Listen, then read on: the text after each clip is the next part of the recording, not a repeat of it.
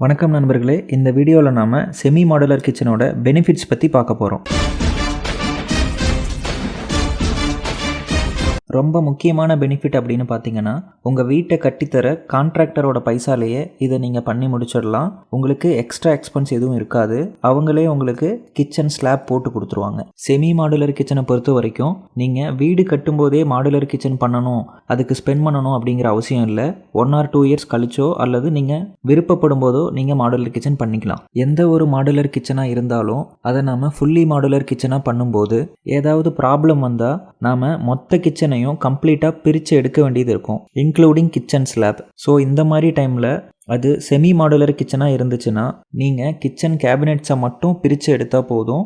Counter டாப்பில் எந்த ஒரு பிரச்சனையும் இருக்காது. அதை நாம் கம்ப்ளீட்டாக ரீடைன் பண்ணிக்க முடியும். ஓகே ஃப்ரெண்ட்ஸ், இந்த வீடியோ பிடிச்சிருந்தா லைக் பண்ணுங்கள், யாருக்கு யூஸ்ஃபுல்லாக இருக்குமோ அவங்களுக்கு ஷேர் பண்ணுங்கள்.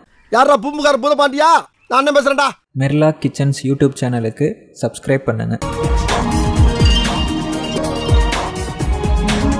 ஓகே ஃப்ரெண்ட்ஸ், அடுத்த வீடியோவில் சந்திக்கலாம்.